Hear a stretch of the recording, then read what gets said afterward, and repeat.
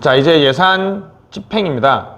예산 집행에서의 가장 중요한 측면은 국민들이 예산을 이제 국회가 국민들의 대표기관이니까 이렇게 쓰라라고 의결해 줬기 때문에 철저하게 그 목적, 그 내용대로 사용하고 있는지를 감시하는 예산 집행에서의 어떤 통제라는, 그죠? 통제라는 측면과 새로운 사건에, 그죠? 태풍 몇 번 올 줄 몰랐기 때문에, 코로나가 이렇게 심할 줄 몰랐기 때문에 새로운 사건에 유연하게 대응하고 신축성을 유지할 수 있는 이른바 예산 집행에서는 신축성 유지, 다시 예산 집행에서의 초점은 철저하게 국민들이 결정해 준 것대로 쓸 수 있도록 해야 된다는 통제와 신축성 유지라는 두 가지의 측면으로 봐줘야 되겠습니다. 자, 그래서 배정은 설명드렸던 것처럼 기재부 장관이 관수별로 분기별 1년에 4번 하죠, 그죠? 재배정은 재무관, 산하기관이 하는 거죠. 지출은행행위는 이런 것들이 있는데 시험에 잘 안 나오고요. 누가 한다가 나옵니다. 재무관이 하죠. 지급명령은 지출관이 하는데 양자는 절대 겸직이 안 된다. 엄청 시험에 많이 나옵니다. 그죠? 철저한 통제죠. 회계부정이나 공급 횡령, 예산 횡령 등을 낭비하기 위해서 지출 원행위를 하는 재무관과 지급 명령을 하는 지출관은 절대 겸직이 허용되지 않습니다. 내부 통제를 위해서 장부 기록을 비치하고 수입한다. 그죠? 뭐 다른 거고 보수와 정원 통제가 있습니다. 그죠? 최근에 이제 문제가 되는 게 예비 타당성 조사죠. 사전에 그 사업이 타당성이 있는지를 검증하는 거죠. 그죠? 500억 이상의 사업입니다. 엔더 국고 지원이 300억 이상, 500억 이상의 국고 지원이 300억 이상인 사업들에 대해서는 경제성과 타당성을 고려한다는 거죠. 좀 타당성이 없는 사업을 무분별하게 실시하는 것을 방지하기 위한 노력인데요. 그죠?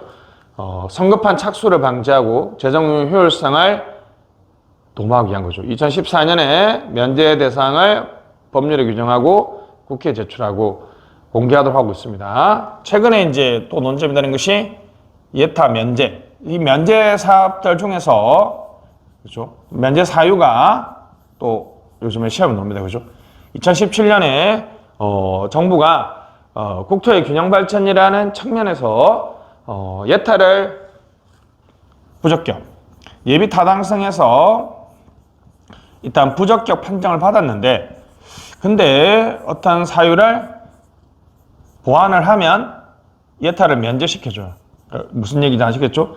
이게 상당히 문제가 많죠, 그죠? 예타를 통과 못했는데 사업을 추가적으로 보완하면 예타를 면제시켜주는 요건을 만들었기 때문에 이걸 그러면 예비 타당성 조사를 할 이유가 뭐가 있느냐, 이런 식의 학자들의 비판이 좀 있습니다. 그죠? 됐습니다.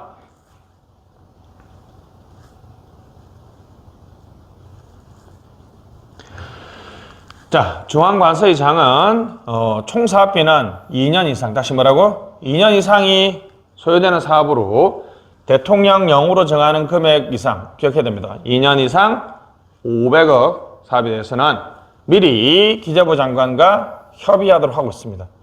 그죠? 94년도 도입됐는데 총 사업비를 관리하면 사업비의 무분별한 어떤 지출을 방지할 수 있겠죠. 그죠? 총 사업비는 2년 이상 사업 얼마 이상인 경우 500억 이상인 경우에는 사업의 내용이나 이런 것들에 대해서 미리 기재부 장관과 협의하도록 하고 있습니다. 자, 예산의 배정은 누가 누구에게? 기재부 장관이 중앙관서장에게 분기별로 하는 건데, 이게 이제 정기 배정이고요. 여러 가지 요건, 예외가 있습니다. 긴급 배정은 얼마나, 그죠? 긴급하면 회계연도 개시 전에 합니다. 그죠? 이 경우에는 이제 특이하게 예산의 신축성 유지 방안이라고 볼 수 있죠. 그죠? 원래 원칙에서 좀 벗어나는 거죠. 그죠? 국가재정법 시행령 16조에 의하면 긴급 배정의 요건이 있습니다. 그죠? 읽어보면 좀 합리성은 좀 있어요. 기출 문제인데 시행령까지 놓으면 사실 우리 공무원 공부하는 분들이 상당히 힘들죠, 사실. 그냥 읽어보고 상식적으로 한번 우리 풀어보도록 합시다. 자, 외국에서 지급하는 경비는 회계연도 개시되고 나서 하기보다는 그냥 해버리면 좋겠죠. 선박 운영 수리는 너무 급하니까, 그죠? 해야 되겠죠, 그죠? 교통통신이 불편한 지역은 회계연도 개시 전에 거기 갔으면 그냥 지급해버리면 되고, 관서의 부식물 매입 경비 이런 것들은 뭐 회계연도 개시 전에 해도 되겠죠, 그죠?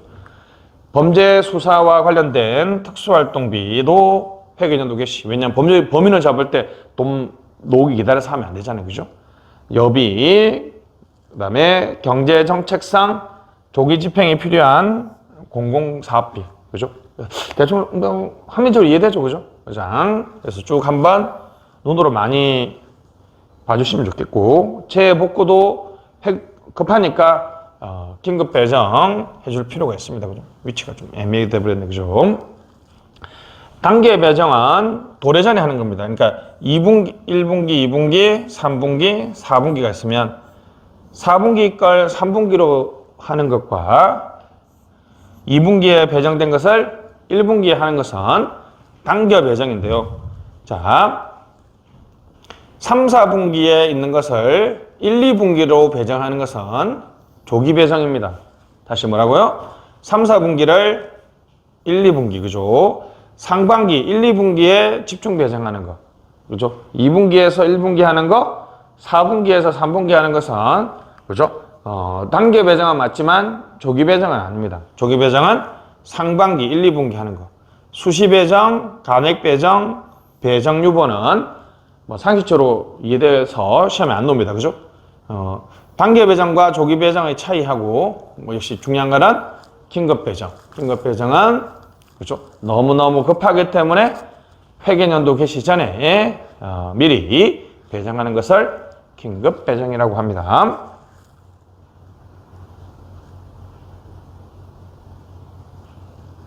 자, 이제 신축성 유지 방안인데요. 우리 저번에 했죠, 그죠? 장관항, 요즘 항을 이제 프로그램이라 그러죠, 그죠? 입법 과목, 국회가 결정해야 되는 과목이죠, 그죠? 이걸 바꾸는 것은 이용입니다, 그죠? 국회의 승인하고 당연히 기재부 장관의 승인이 필요합니다, 그죠? 이것을 질적 한정성을 위배한다라고 얘기했죠, 그죠? 한계적이고 한정적이어야 되는데 목적을 바꾸는 거니까, 그죠?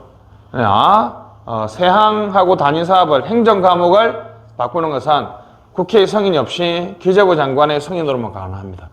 그래서 다시 여전히 시험 문제는 장관항으로 놓으니까, 그죠? 장관항을 바꾸는 것은 이용, 국회의 승인 플러스 기재부 장관의 승인. 이 두 개는 이제 질적 한정성의 이해배죠. 이체는 조직 개편으로 우리 계좌 이체하면 책임 소재가 이제 넘어가는 거죠, 그죠? 됐습니다. 기재부 장관의 승인이 필요하지만 국회 승인이 불필요합니다. 왜 불필요하냐 하면 정확하게 말하면 국회가 정부조직법 개정안을 통과시켰죠. 다시 예산을 옮겨줘라고 또 법률을 만들 필요는 없죠, 그죠? 그래서 국민안전처가 있었는데, 자, 요거에 소방청하고 해양경찰청으로 바뀌었죠, 그죠? 그럼 이제 국민안전처에 있던 이렇게 이제 정부조직 법률안이 통과됐어요. 그럼 당연히 국민안전처에 있는 소방청 예산은 이쪽으로 가야 되고, 여기 가야 되겠죠. 여기 이체도 이체. 따로 국회가 이걸 위한 승인을 필요 없습니다. 이미 법률안을 통과시켰기 때문에. 기재부 장관의 승인으로 가능하다는 것이고. 자, 예비비는 비상금이죠, 그죠? 예측할 수 없는 예산의 지출, 초과 지출에 충당하기 위해서 옛날에는 필요 상당 금액이라고 했는데 지금은 일반 회계의 몇 프로? 일반 회계의 1%. 그렇죠? 일반 회계의 1%. 시험은 예산 총액의 1%. 틀렸죠? 특별 회계의 1%. 기금의 1%. 다 틀렸습니다. 그죠? 무슨 회계의 1%? 일반 회계의 1%. 일반 회계의 1%. 최근에 이거는 지방재정에도 도입되었습니다. 지방재정에도 도입됐기 때문에 좀 기억해 주시면 되겠고. 총액은 사전 승인을 받고, 그죠? 예비비는 비상금이기 때문에 언제 어디서 사용될 수는 모르죠, 그죠? 실제 사용은 쓰고 나서 나중에 예비비 사용 총괄 명세서를 결산 보고서 넘겨줄 때 같이 넘기면서 예비비 사용은 사전 의결의 예외죠. 사후 승인을 받습니다, 그죠? 근데 우리가 이제 논리적으로 생각해 보면 예비비를 쓰는데 국회가 예산 심의해서, 그죠? 통과식 부결한 거 용도로 이런 거 쓰면 당연히 안 되겠죠, 그죠? 그 다음에 예산 성립 전 발생 사유는 안 되겠죠, 그죠? 국회가 개회 중인 경우 대규모 지출을 같은 경우에는 당연히 이거는 국회 승인을 받아야 되겠고, 예측 가능한 항목은 예비비 지출 대상에서 제외됩니다. 인건비는 우리가 또 대충 계산할 수 있잖아요, 그죠? 예산 외의 지출이나 초과 지출에 충당하기 위해서 쓰는 것이기 때문에 합리적으로 이거는 법에 근거된 것은 아니지만 이런 용도로 사용되면 안 되겠죠, 그죠? 목적 예비비가 있는데, 이 우리나라에서는, 그죠? 목적을 두고 예비비를 운영하는 경우가 있습니다, 그죠? 매년 재보상이나 이런 것들이 오기 때문에 그런 목적으로 쓰는 게 있죠. 근데 그보다는 공무원 보상 인상을 위한 목적 예비비는, 그죠? 보수죠, 보수. 공무원 보상, 보수를 위한 예비비는 인정되지 않습니다.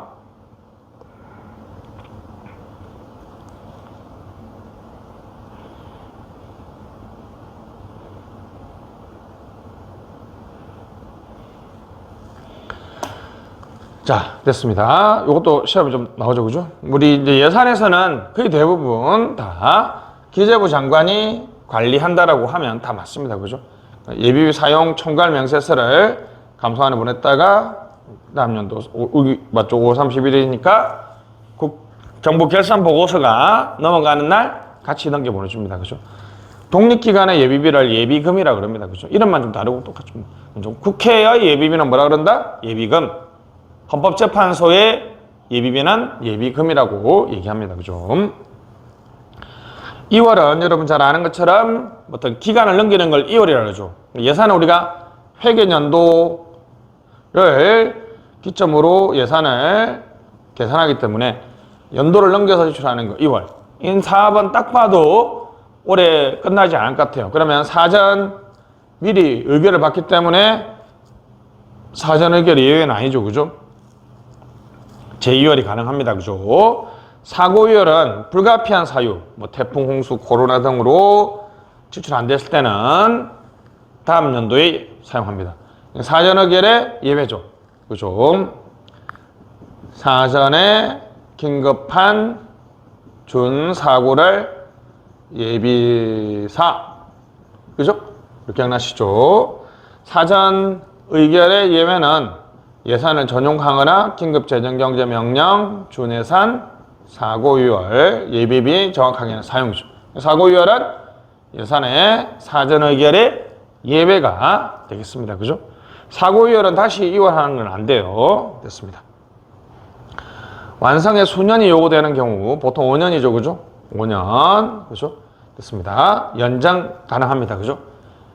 총액과 연부액을 미리 다 국회에 승인을 받아버리는 거죠. 총액하고 매년 5년에 1년에 얼마씩 쓸 건지 다, 그죠? 승인을 받아버리는 거죠. 2월이 가능합니다. 최차 2월이라고 하죠. 수입대체 경비는 완수기차 순물에서 완전성 원칙의 예외가 되고, 그죠? 통목수 특기할 때 통목수 수입대체 경비니까 우리 통일성 원칙의 예외죠, 그죠? 등기부등본이라든지 여권 발급은, 그죠? 수입이 경비를 대체해버린다, 그죠? 여권 발급에 10,000원을 받았습니다, 그죠? 그 돈은 10,000원 받았는데 그 돈을 국고에 넣는 것보다는 여권 발급 경비에 쓰는 게 좋죠. 국고에 안 들어오니까 모든 세액과 세출을 포함해야 된다는 완전성 원칙의 예외고, 그 돈을 특정한 목적으로 쓰지 말아야 된다는 우리 통일성 원칙의 예외가, 이 돈은 여기만 써야 되니까 통일성 원칙, 특정 세액과 특정 세출을 연계하기 때문에 통일성 원칙의 예배이기도 하죠. 그죠? 그래서 신축성을 좀 주는 것이고, 추가 경정 예산은 아시죠? 성립된 예산을 변경시키는 거. 양적 한정성의 예배고, 단추 특혜할 때 단일성의 예배가 되겠습니다. 국고 채무 부담 행위는 진짜 최후의 수단으로 마지막에 하는 겁니다. 그죠?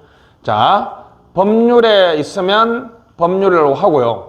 세출 예산에 있으면 세출 예산에 하고, 계속비가 있으면 계속비로 하면 돼요.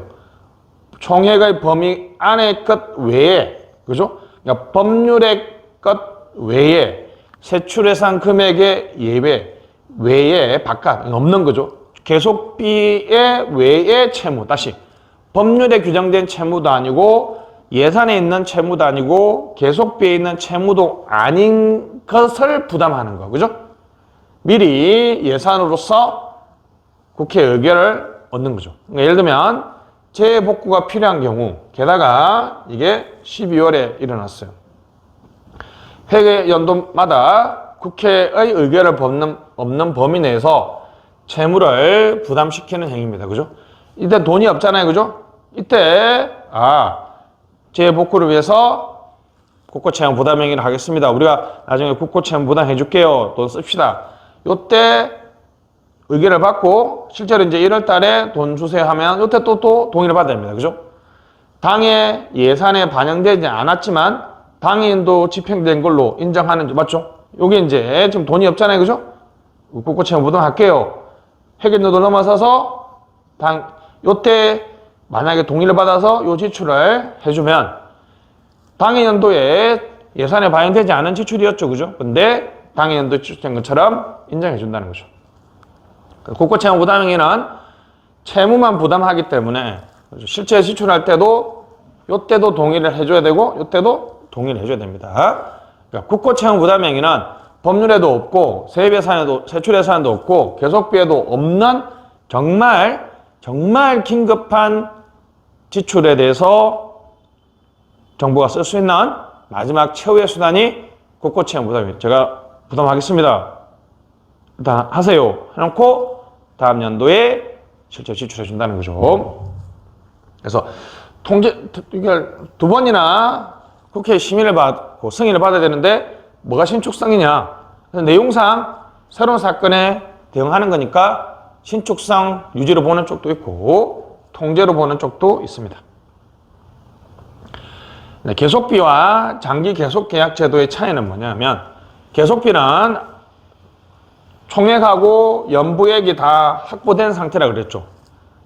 그러면 좀 너무 경직적이니까 장기 계속 계약 제도는 사업 내용이나 계약 기간이나 총 예산하고 세부 내용이 확정되지 않았어요. 그러니까 계속 장기적 관점에서 계속 계약을 체결해야 되겠죠. 그죠? 미확보됐으니까. 근데 계속비는 총액하고 연부액을 미리 5년 동안 얼마씩 쓸 거냐는 걸 다 승인을 받아버린 거죠. 그죠? 그래서 사업 중단 가능성이 약하지만 갑자기 지금 돈이 없으면 올해는 계약 못해서 사업을 못할 수도 있습니다. 그죠? 됐습니다. 국회의 사전 의결에 필요한 거 맞죠? 세출예산, 기금, 계속비 총액, 일반 회계의 몇 프로? 좋습니다. 예비비 여기 있죠. 여기 있네. 계속비 맞죠? 총액하고 연부액, 국고채무 부담행위, 명시월 이용, 사후 승인, 결산, 기금 결산 맞죠? 계속비 결산, 예비비 맞죠? 결산 다 필요합니다. 사전 의결이 필요 없는 거, 준예산, 긴급 재정 경제 명령, 예비비 사용, 사고 유열, 사전에 긴급한 준 사고를 예비사 맞죠? 됐습니다. 이렇게 시험에 좀 잘 나오죠. 됐습니다. 예산 집행에서 이제 정부가 이제 구매하는 행위를 우리가 조달이라 그러죠. 그죠? 정부 구매가 있는데, 집행에서의 좀 중요한 얘기죠. 그죠? 집중 구매는 여러분들이 잘 아는 것처럼 공동 구매 같이 이렇게 한 번에 대량으로 사가지고 좀 싼 가격으로 살 수 있는 방법이고, 분산 구매는 그냥 뭐, 말도 안 되는데, 그죠? 휴지통 같은 걸 예를 들어 봅시다. 그죠? 우리나라 부채의 휴지통이 1년에 한 10,000개가 필요하다. 한 번에 모아서 집중 구매하면 많이 사면 좀 깎아주잖아요. 그죠? 저렴한 가격, 좀 한 번에 10,000개로 공급할 수 있으려면 좀 대기업에 유리하죠. 그죠? 구매 행정의 전문화를 이룩할 수 있지만, 가장 큰 단점은 뭡니까? 지금 당장 휴지통이 필요한 기관이 집중 구매한다 그러면 우리가 구매 인력이 차려면 좀 시간이 많이 걸리기 때문에 좀 기다려야 되죠. 그죠? 필요할 때 그냥 좀 돈 좀 더 주더라도 각 기관이 알아서 구매할 수 있도록 하는 분산 구매는 좀 더 탄력성이나 신축성, 적기에 공급할 수 있다는 것이 분산 구매의 또 장점이긴 하죠. 자, 집중 구매입니다. 대량으로 싼 가격으로 예산 전략, 그죠? 대기업한테 유리합니다. 그죠? 통일성 확보할 수 있고 교육이 표준화되고 공급하는 사람이 좀 편리하죠. 그죠? 구매 정책의 발전에 도움을 줍니다. 그죠? 아무래도 대량 구매를 하면 좀 더 인력이 많이 들어가서 구매 행정의 전문화를 이룩할 수 있죠. 근데 이제 단점은 너무 시간 비용이 많이 들고, 그죠? 행정 비용 만들고 적기에 공급이 안 되고 대기업에 유리하다. 부패 가능성. 그죠? 특정 물품, 이게 집중 구매를 할 수 없는 물품에게는 좀 불리하다는 얘기를 합니다. 그죠? 반대가 될 테니까 여러분들이 참고 삼아 한번 읽어보시면 되겠고, 구매는 요즘 좀 시험이 좀 잘 안 나옵니다. 자, 이제 실제로 예산 집행의 방금은 위에 상위 제도고, 실제로 이제 예산 집행은 세입과 세출이죠. 그죠? 들어오는 거는 수입이고, 나가는 건 지출인데, 우리나라, 세입과 세출은 국고공관리법에 의해서 기획재정부 장관이 우리나라 수납을 관리합니다. 그렇죠? 그 다음에 중앙관서는 총괄하고 중앙관서가 장이 징수와 납입을 관리합니다. 그죠? 징수하는 사람을 세입징수관, 출납공무원이 있습니다. 그죠? 지출관리기관도 기획재정부 장관이 지출에 관한 사무를 총괄합니다. 그죠? 우리 아까 재무관은 지출원행이 지출관은 지급 명령을 하는 공무원이라고 있고, 겸직은 절대 안 된다. 재무관, 지출원행위. 지방에서는 이제 격리관, 지출관은 좀 이제 계좌이체를 하고 있죠. 그죠? 지방재정법에는 지출원이라 합니다. 이 두 개는 절대, 두 사람은 절대 겸직이 안 된다. 실제로 이제, 지불기관은 한국은행이라는 거 아시죠? 그죠? 됐습니다. 중앙은행이죠. 그러면, 세입과 세출의 원칙과 특례. 자, 한 회계연도의 세입과 세출은, 수입과 지출은 한 회계연도 내에서 끝나야 되겠죠. 그죠? 그래서 회계연도 독립원칙입니다. 한 회계연도 내에서 끝나야 되니까 회계연도를 넘는 관연도 지출이나 관연도 수입, 지출금의 반납 등은 수입과 지출의 특례가 되겠죠. 그죠? 그래서 지출금의 반납, 출납이 완결된 연도에 속한 지출금이 반납되는 경우, 그러니까 2021년에 정부가 1억을 어디에 지출했는데 이 돈이 22년도에 저한테 잘못 줬어요 라고 이 돈을 이렇게 반납해버려요. 그럼 이 1억이라는 돈을, 그렇죠, 논리적으로 하면 22년도에 세입으로 잡을 수도 있지만, 그렇죠, 현 연도의 수입으로 편입한다는 거죠. 그렇죠. 근데 어떻습니까? 형식적으로 보면 작년도에 지출된 것이 회계연도를 넘어서 반납됐으니까 지출의 특례가 되겠죠. 그죠? 근데 실질적으로 해석을 하면 올해 예산이 만약에 10억이었다면 갑자기 1억이라는 돈이 들어왔기 때문에 한 회계연도를 넘어서는 새로운 세입이 됐기 때문에 학문적으로는 세입의 특례라고 보기도 합니다. 지출금의 반납은 뭐라고요? 세입의 특례. 실질적으로 보면 새로운 1억이 들어왔으니까, 그죠? 근데 형식적으로 보면 작년에 지출이 올해 반납된 거니까 지출의 특례죠. 지출의 특례. 그래서 우리나라에서는 국고공관리법 29조에 의하면 지출금의 반납은 뭘로 본다? 지출의 특례를 보는데 세입의 특례라고 보기도 한다. 학자들의 됐습니다. 그죠? 당연히 이제 국고 통일주의에 따라서 모든 세입과 세입 국고에 납입해야 된다는 거죠.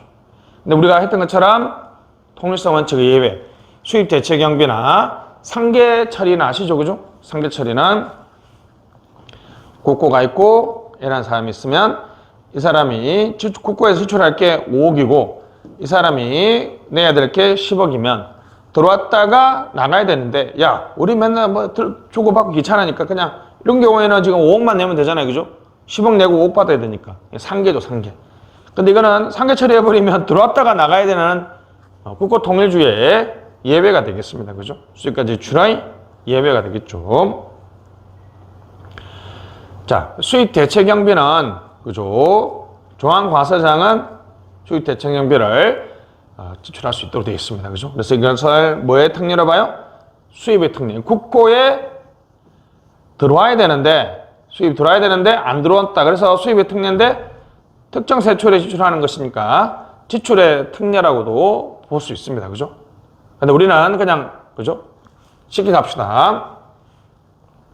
안 논 지 좀 됐는데 앞에 지출이 들어가면 그냥 무슨 특례? 지출의 특례라고 보고 수입이 들어가면 무슨 특례? 수입의 특례라고 보면 되겠습니다. 지출금의 반납은 국공관리법에 근거조항이 있으니까 그죠? 무슨 특례? 지출의 특례. 수입 대체 경비는 앞에 수입자가 들어가니까 무슨 특례? 수입의 특례가 되겠습니다. 자, 그리고 우리가 아까 했던 것처럼 그죠? 배정, 재배정, 지출 원행이 지급 명령, 출납 공무원 계좌이체로 가야 되는데 만약 이러한 수입 지출의 절차를 거치지 않으면 이것도 특례가 되겠죠. 그죠? 관서 운영 경비는 방금처럼 이러한 절차를 안 거치고 그냥 바로 지급합니다. 선급금, 대충 계산해서 주는 거. 선급금, 계산금은 방금처럼 이런 수익과 지출의 원칙을 안 거치기 때문에 이것도 수익 지출의 특례입니다. 관서 운영 경비, 선급금, 이제 시험에 선수금이 나왔는데 선수금은 미리 주는 돈이죠. 그죠?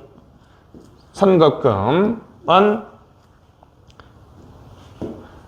미리 주는 돈. 이 선급금은 그냥 대충 미리 계산해서 주는 돈입니다. 좀 차이가 있습니다. 그죠? 그래서 선수금은 아니고 관서 운영 경비나 선급금, 계산금은 수입 지출의 특례입니다.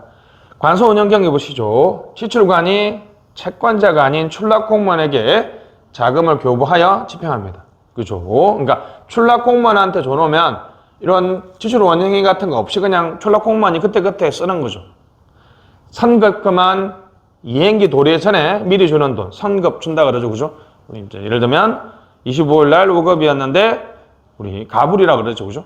10일 날 미리 좀 주는 거 우리 선급 먼저 준다. 선급금입니다. 그 다음에 계산금은 채무 확정되기 전에 계략적으로 지급하는 거. 이러한 지출 원행이나 지급 명령을 그치지 않고 하기 때문에 관서 운영 경비, 선급금, 계산금은 지출의 특례가 되겠습니다. 표가 있는데요. 우리가 그냥 간단하게 보면 수입자 들어가면 그냥 수입의 특례라고 보면 돼요. 그죠?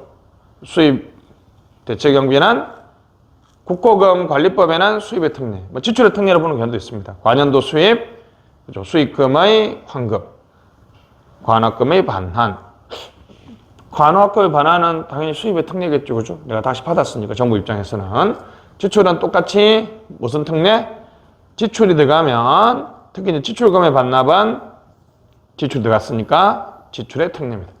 관서 운영 경비, 회계연도 개시 전에 하는 거, 선급금, 계산금은 맞지만 선수금은 그죠? 지출의 특례 이런 거 없습니다. 그죠? 민간에만 있고 그죠? 선급금, 계산금은 뭐의 특례다? 지출의 특례가 되겠습니다.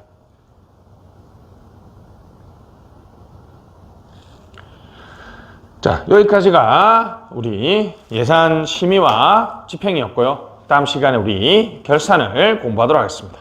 수고하셨습니다.